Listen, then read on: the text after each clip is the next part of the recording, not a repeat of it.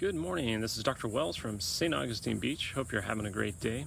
Today I'm talking about a big impact article that was published in the JACC, that's the Journal of the American College of Cardiology. The author was Ayatin et al. And the topic was on low-carb, high-fat diets and the risk factors of cardiovascular heart disease.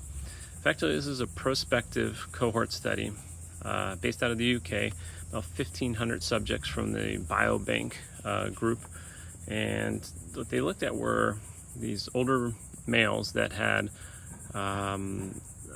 basically were not on statins, and they examined their diet, looking specifically for those that were consuming a low-carb, high-fat diet. Now, what they considered low-carb in this study was less than 100 grams of carbohydrates per day. Very low carb, they broke it down in another subgroup, was those that ate less than 50 grams per day. And what they were looking for was something called MACE, or major adverse cardiovascular events. So those would be like MIs, right? Or CVAs. And so what did the authors find? Well, interestingly, when they looked at the specific diet, those that were eating a low carb, high fat diet had a 118% increase in MACEs. They also saw a significant increase in LDL-C from 3.8 to 3.6, and they also saw an increase of ApoB from 104 to 110.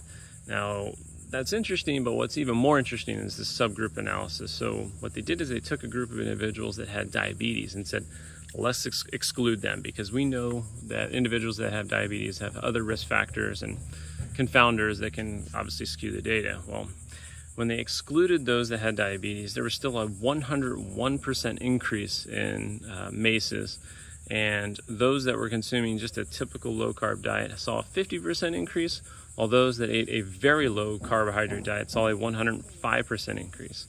So the bottom line with this study was that those that are eating low-carb type diets tend to eat more saturated fats, particularly from animal products, and those saturated fats increase ApoB, increase LDL, which in turn increases cardiovascular heart disease risk, which is shown in this study.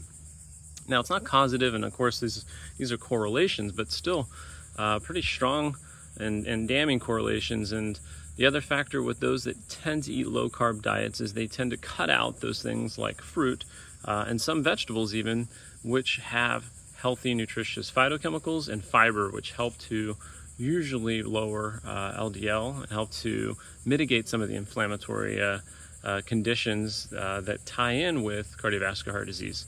So long story short, this low carb diet fad that we often see, we might really need to question that. Moreover, this sort of questions a little bit of what I've seen in terms of low carb diets that are of high quality having very little impact on cardiovascular heart disease risk.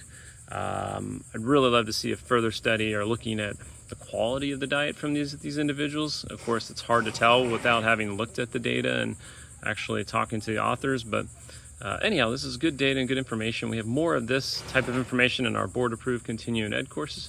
If you haven't checked them out, hop on and sign up today. Have a good one.